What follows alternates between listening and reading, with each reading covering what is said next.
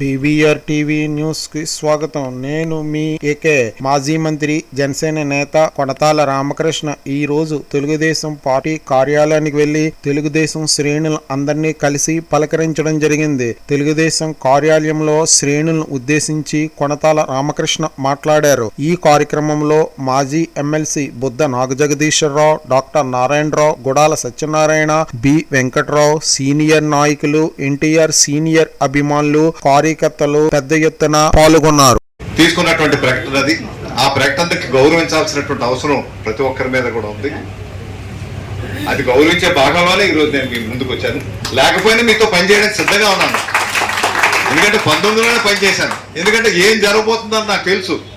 అందుకే చంద్రబాబు నాయుడు అన్నప్పుడు నేను పదవులు అవి కాదు కానీ నేను పనిచేస్తాను, ఎందుకంటే ఈ ప్రభుత్వం రాకూడదండి, చాలా ప్రమాదం జరుగుతుంది ఈ రాష్ట్రానికని చెప్పాను. ఆయన నవ్వుకుంటామని ఎందుకు అట్లా అంటున్నానని మీరు చూస్తారు కదా తర్వాత. అందువల్ల అది చూసే పరిస్థితి మటు తీసుకురాకండి అని చెప్పాను నేను. కానీ సరే, ప్రజలు అభిమానించారు, వేశారు, అవకాశం ఇచ్చారు. ప్రజలు కూడా తెలుసుకున్నారు.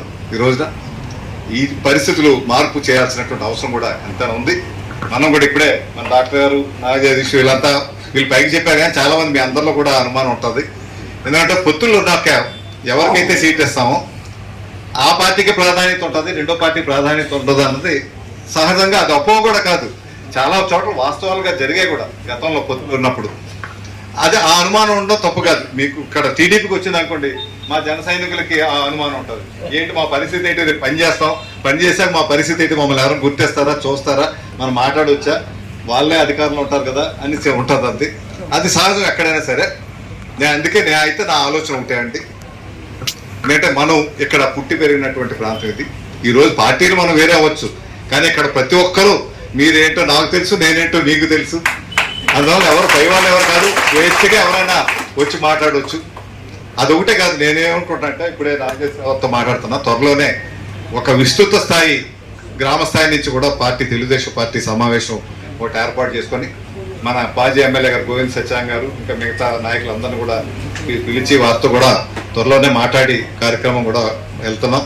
వెళ్ళి కలుస్తాను నేను వ్యక్తిగతంగా, కలిసి వారితో కూడా కలుస్తాను. అందరి సహకారం తీసుకునే చేద్దాం ఇది. ఎందువల్లంటే ఈ ఎలక్షన్ వల్ల నేను గెలుస్తానో స్వార్థం కాకపోయినా రాష్ట్రానికి గెలుపు అవసరం కాబట్టి మనం చేయాల్సిన అవసరం ఉంది. అందరినీ కలుపుకెళ్లాల్సిన అవసరం ఉంది. మీద వాళ్ళే కలిసినప్పుడు మనం కలవడం గొప్పే కాదు. లేదంటే పవన్ కళ్యాణ్ గారు కూడా నాకు ముఖ్యమంత్రి ఇస్తేనే నేను సపోర్ట్ చేస్తానంటే ఏం చేయగలుగుతాం చెప్పండి. ఆయన ఆ పట్టుదలగా ఆయన ఉండిపోయి మాకు కావాలనేసి మీరు ఉండిపోయి ఏముంది, మళ్ళీ రెండోసారి ఎవరు వస్తారు? మళ్ళీ ఇద్దరి మధ్య మన సామెత ఉంది, ఇద్దరి మధ్య గద్దెత్తుకుపోయిందో ఏదో సామెత ఉంది, పిల్లి తగలాడుకొని కోతి పట్టుకు వెళ్ళిపోయిందని. అట్లాగైతే ఉందో ఆ రకంగా పరిస్థితి రాకూడదని ఈ కార్యక్రమం చేస్తా ఉన్నారు. ఆ పరిస్థితి రాకుండా ఉండాల్సిన అవసరం ఉంది. తప్పనిసరిగా ఒక సమావేశం ఏర్పాటు చేసుకుందాం. అదేవిధంగా జనసేన కూడా మా పరశుర భాస్కర్ గారు కూడా బాగానే కార్యక్రమాలు చేశారు. నేను మీ ఏకే. విశాఖ జిల్లా గాజువాక మెయిన్ రోడ్ లో వైభవ్ జ్యువెలరీ బిల్డింగ్ లో భారీ అగ్ని ప్రమాదం సంభవించింది. అగ్ని ప్రమాదంలో తీవ్రమైనటువంటి ఆస్తి నష్టం జరిగింది. అగ్ని ప్రమాదానికి గల కారణాలు ఇంకా తెలియరాలేదు.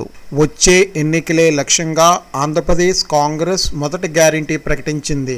ఇందిరమ్మ అభయం పేరుతో మొదటి గ్యారంటీని ఏపీసీసీ అధ్యక్షురాలు వైఎస్ షర్మిల ప్రకటించారు. ఈ పథకం క్రింద ప్రతి పేద కుటుంబానికి నెలకు 5,000 ఇస్తామని హామీ ఇచ్చారు. మహిళా పేరు మీదనే చెక్కు పంపిణీ చేస్తామని ఆమె తెలిపారు. అనంతపురం పట్టణంలో ఏపీసీసీ నిర్వహించిన భారీ బహిరంగ సభలో ఆమె ఈ ప్రకటన చేశారు. నవ్య ఆంధ్ర నిర్మాణిస్తామన్న జగన్ ప్రత్యేక హోదా విస్మరించారని కాంగ్రెస్ ఏపీ అధ్యక్షురాలు వైఎస్ షర్మిల విమర్శించారు. అనంతపురంలో నిర్వహించిన కాంగ్రెస్ న్యాయ సాధన సభకు ఆ పార్టీ జాతీయ అధ్యక్షుడు మల్లికార్జున ఖర్గే ముఖ్య అతిథిగా హాజరయ్యారు. వచ్చే ఎన్నికల్లో కాంగ్రెస్ కు ఓటు వేసి గెలిపించాలని ఆయన ప్రజలను కోరారు. షర్మిల మాట్లాడుతూ ఒక మాట కూడా నిలబెట్టుకొని జగన్ వైఎస్ రాజశేఖర రెడ్డికి వారసుడు ఎట్లా అవుతారని ఆమె ప్రశ్నించడం జరిగింది. ప్రధాని నరేంద్ర మోడీ రాష్ట్రానికి ప్రత్యేక హోదా హామీ ఇచ్చారు. హోదా కోసం గతంలో జగనన్న దీక్షలు చేశారు. మూకుమ్మడి రాజీనామాలు చేస్తే హోదా ఎందుకు రాదని ప్రశ్నించారు. ప్రజలు జగన్ నమ్మి గెలిపించారు. మరి సీఎం అయ్యాక ఆయన ప్రత్యేక హోదా కోసం ఒక ఉద్యమమైనా చేశారా? అధికారంలోకి వచ్చాక వైసీపీ ఎంపీలు రాజీనామా చేశారా? అధికారంలోకి రాగానే 23,000 పోస్టులతో మెగా డిఎస్సి వేస్తానని చెప్పి ఇప్పుడు ఎన్నికల వేళ హడావిడిగా 6,100 పోస్టులతో దగా డిఎస్సి వేశారు. ఇది ప్రజలు మోసం చేయడం కాదా? కాంగ్రెస్ తరపున పోరాటం చేసిన నన్ను ఒక మహిళని చూడకుండా దారుణంగా ప్రవర్తించి అడ్డుకుంటున్నారు. జగన్ తన పాలనలో ఒక ప్రాజెక్టును కూడా పూర్తి చేయలేదు. మద్యపాన నిషేధం చేస్తానని చెప్పి ప్రభుత్వం ద్వారానే నాసిరకం మద్యం అమ్ముతున్నారని ఆమె విమర్శించారు. గతంలో పార్టీని నడిపిస్తే దూషిస్తున్నారు. గతంలో 3,000 కిలోమీటర్ల పాదయాత్ర చేసి నేను పార్టీని నిలబెట్టాను. అలాంటిది చెల్లినని చూడకుండా నా భర్తపై వ్యక్తిగత దూషణలకు దిగుతున్నారు. డబ్బులు పెట్టి సోషల్ మీడియాలో దూషిస్తున్నారు. జగన్ మీరు ఏం చేస్తున్నారో దేవుడు చూస్తున్నాడు. నేను వైఎస్ రాజశేఖర రెడ్డి బిడ్డని. రాష్ట్ర ప్రజలకు మేలు చేయడం కోసమే ఆంధ్రప్రదేశ్ రాజకీయాల్లో అడుగుపెట్టా. కాంగ్రెస్ అధికారంలోకి వచ్చాక ఇందిరమ్మ అభయం కింద ఇంటింటికి మహిళల పేరు మీద 5,000 ఆర్థిక సహాయం అందిస్తామని షర్మిల తెలిపారు. ప్రతి పేద కుటుంబానికి 5,000 రూపాయలు ప్రతి నెల 1వ తేదీన ప్రతి ఇంటికి పేద ఇంటికి 5,000 రూపాయలు కాంగ్రెస్ పార్టీ గ్యారంటీగా ఇస్తుంది. సంవత్సరానికి 60,000 రూపాయలు ఇందిరమ్మ అభయం కింద ప్రతి ఒక్క పేద కుటుంబానికి అందిస్తుంది అని మీకు మాటిస్తున్నాం. పేదరికం నిర్మూలం కోసం అసమానతలు తొలగించడం కోసమే కాంగ్రెస్ పార్టీ ఈ నూతనమైన ఆలోచనతో ప్రతి ఇల్లు గడవాలని, ప్రతి పేదవాడికి అండగా నిలబడాలని ఈరోజు ఇందిరమ్మ అభయం కింద ఇంటింటికి 5,000 రూపాయలు, సంవత్సరానికి 60,000 రూపాయలను కాంగ్రెస్ పార్టీ ఆంధ్ర రాష్ట్ర ప్రజలకి గ్యారంటీగా ఇస్తుంది.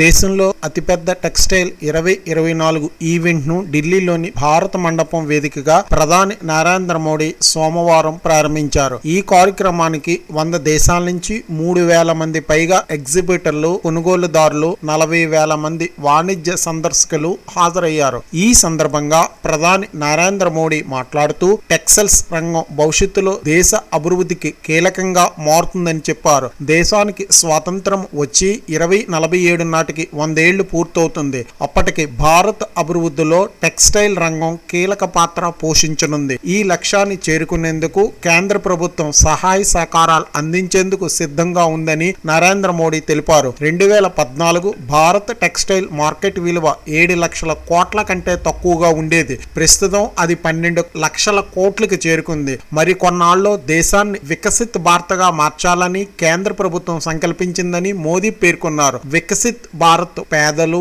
రైతులు, యువత, మహిళలు ముఖ్య స్తంభాలని నరేంద్ర మోడీ అన్నారు. వీరితో భారత టెక్స్టైల్ రంగం ముడిపడి ఉందన్నారు. అందువల్ల ఈ కార్యక్రమం మనందరికీ ఎంతో ముఖ్యమైందని మోదీ పేర్కొన్నారు. తాను ఎలాంటి సమాజాన్ని చూడాలనుకుంటున్నారో ప్రధాని ఈ సందర్భంగా వెల్లడించారు. ప్రభుత్వ జోక్యం తక్కువగా ఉన్న సమాజాన్ని సృష్టించడమే తన లక్ష్యమని ఆయన తెలిపారు. ఇది ప్రజల శ్రేయస్సుకు ఉపయోగకరంగా పనిచేస్తుందన్నారు. అందుకు 10 ఏళ్లుగా పోరాడుతున్నానని, రానున్న 5 ఏళ్లలో ఈ జోక్యాన్ని పూర్తిగా తగ్గిస్తామని నరేంద్ర మోడీ హామీ ఇచ్చారు. ఇజ్రాయెల్ దాడుల నేపథ్యంలో పాలిస్తున్న ప్రధాని మహమ్మద్ సతాయే రాజీనామా చేశారు. గాజాతో పాటు వెస్ట్ బ్యాంక్, జెరూసలం ప్రాంతాల్లో ఉద్రిక్తులు నెలకొన్న నేపథ్యంలో తాను ఈ నిర్ణయం తీసుకున్నట్లు చెప్పారు. అధ్యక్షుడు అబ్బాస్కు రాజీనామా లేఖ అందజేశారు. గాజా స్క్రిప్ట్పై దురాక్రమణకు సంబంధించి చోటు చేసుకున్న పరిణామాలు, వెస్ట్ బ్యాంక్, జెరూసలంలో హింసాత్మక ఘటనలు అతన్ని కలిచివేశాయి. ఇజ్రాయిల్లో చేస్తున్న పోరు ముగిసిన తర్వాత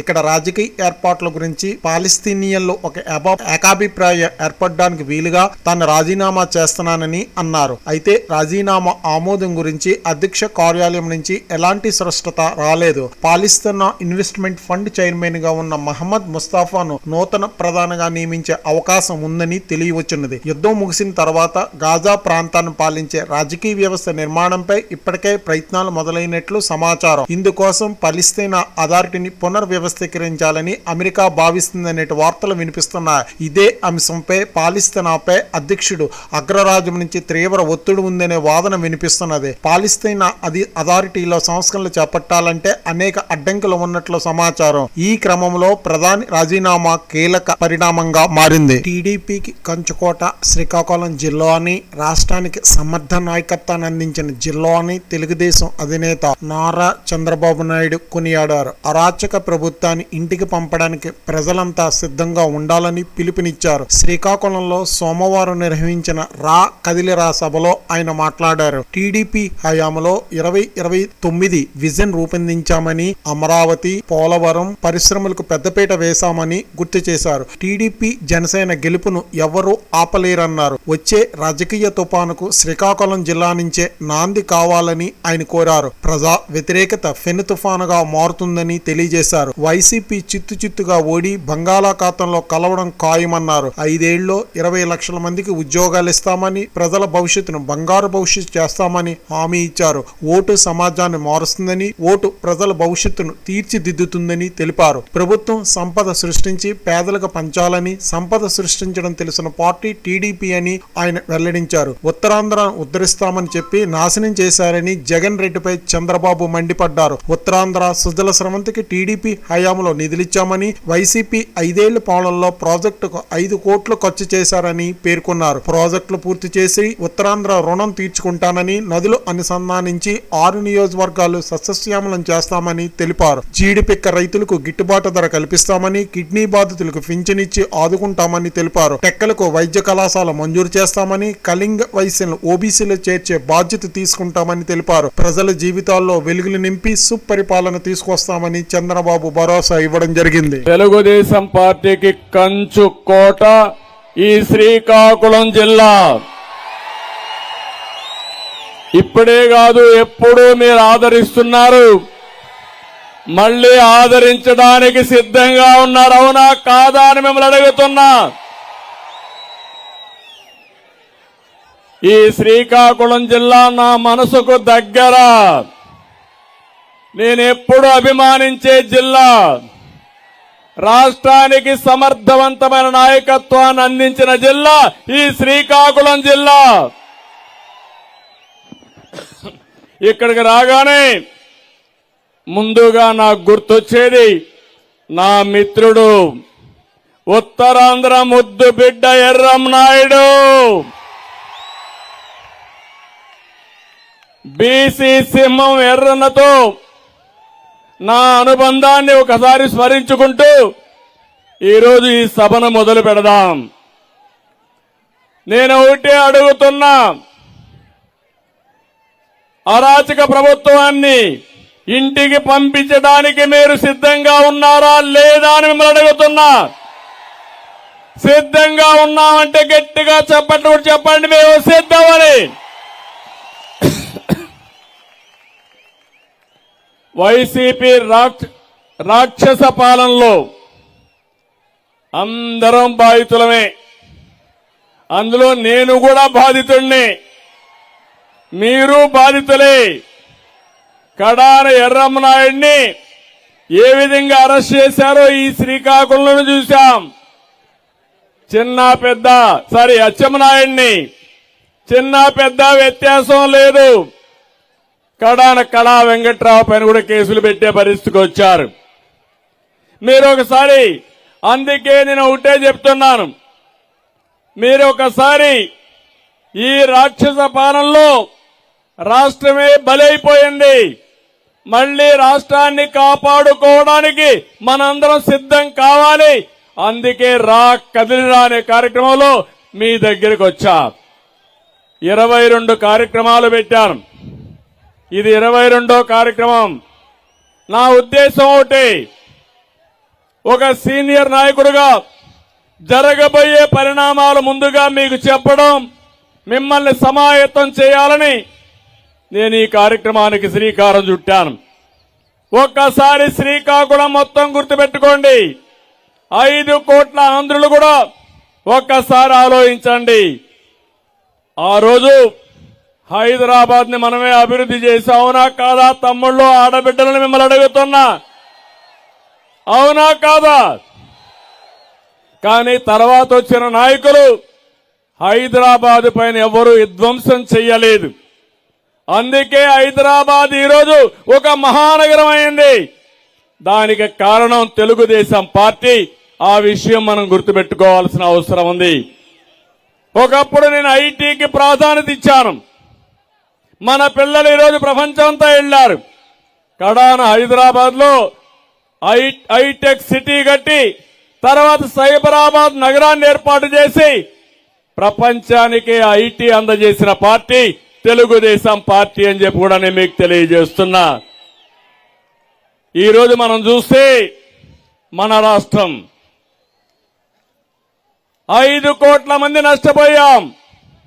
విభజన జరిగింది. విభజన వల్ల రాష్ట్రం నష్టపోయింది.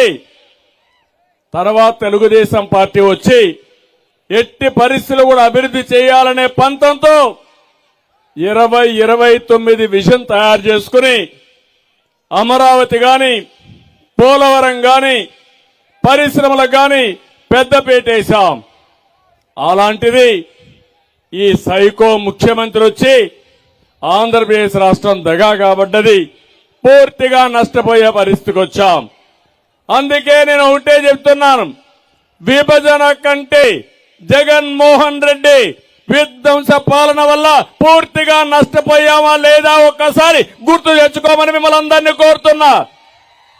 నష్టపోయామంటే ఒకసారి అందరూ కూడా గట్టిగా చేతులు పైకెత్తి మీ సంఘీభావాన్ని తెలియజేయండి. మీలో ఒక చైతన్యం రావాల్సిన అవసరం ఉంది. నాకు శ్రీకాకుళం కొత్త కాదు, నాకు ఉత్తరాంధ్ర కొత్త కాదు.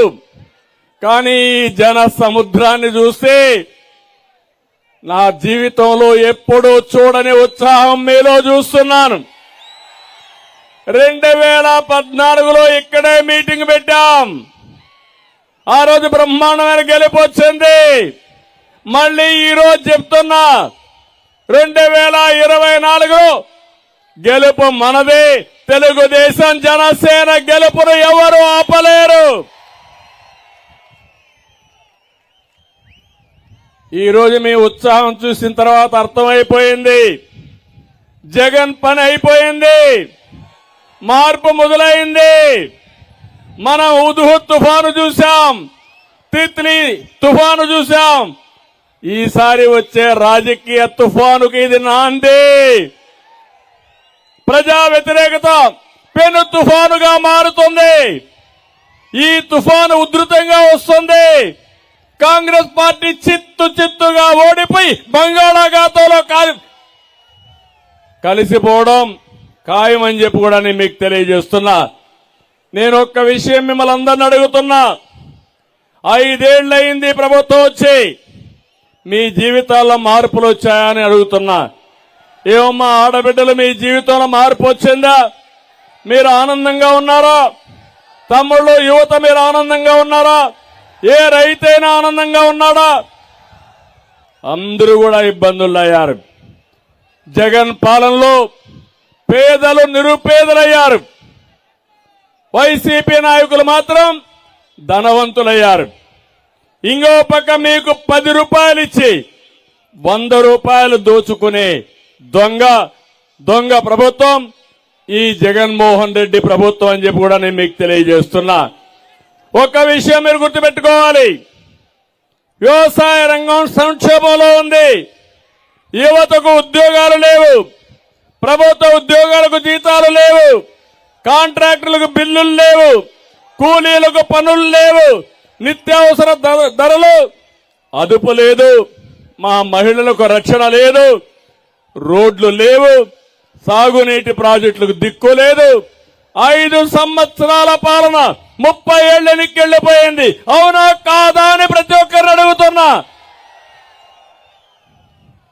అందరినీ పేదరికంలో నెట్టేసిన జగన్ కొత్త నాటకానికి వచ్చాడు. ఈరోజు అతను మాట్లాడేది, నేను పేదల మనిషి అంటున్నాడు. పెత్తందారులకి పేదలకు పోరాటం అంటున్నాడు. నేను సవాలు విసురుతున్నా, నువ్వు ఏ విధంగా పేదవాడు అవుతావో చెప్పే ధైర్యం ఉందని అడుగుతున్నాను. మీరు ఒక్కసారి గుర్తుపెట్టుకోండి, ఈరోజు అతను మాట్లాడే మాట కొత్త కొత్త డ్రామాలు వేసే పరిస్థితికి వచ్చాడు. పేదల బిడ్డ కొత్త డ్రామా, ఇది కోడికత్తి కమల్ హాసన్ డ్రామా. ఇంకో పక్క నమ్మి ఓటేస్తే ప్రజల్నే కాటేశాడు. భస్మాసుడిలా మీ నెత్తినే చేయబెట్టాడు. ఇప్పుడు మీరందరూ సిద్ధంగా ఉండాలి. ఆ ఓటుతో ఈ కలియుగ భస్మాసురుని అంతం చేయడానికి సిద్ధంగా ఉండమని పిలిపిస్తున్నాను. నేను అడుగుతున్నా ఒక మాట, 9 సార్లు కరెంటు ఛార్జీలు పెంచిన నువ్వు పేదవాళ్ల ప్రతినిధి అవుతావా అని అడుగుతున్నా. ఇంకో పక్క 200 రూపాయలు కరెంటు బిల్లు వచ్చేది, ఇప్పుడు 800 రూపాయలు 1000 రూపాయలు వస్తా ఉంది. కరెంటు కోతలు పెంచకుండా, కరెంటు ఛార్జీలు లేకుండా పెంచకుండా 24 గంటలు కరెంట్ ఇచ్చాం. ఈ రోజు నేను అడుగుతున్నా, ఏ తమ్ముళ్ళు కరెంట్ వస్తా ఉందా అని అడుగుతున్నా. రేట్లు పెరిగాయా లేదని మిమ్మల్ని అడుగుతున్నా. అదే తెలుగుదేశం పార్టీ ఉంటే కరెంటు రేట్లు పెరుగుతాయా అని మిమ్మల్ని అడుగుతున్నా. మళ్లీ హామీ ఇస్తున్నా, కరెంటు ఛార్జీలు పెంచకుండా నాణ్యమైన కరెంటు మీకు ఇచ్చే బాధ్యత తెలుగుదేశం జనసేన తీసుకుంటామని హామీ ఇస్తున్నా. ఇంకో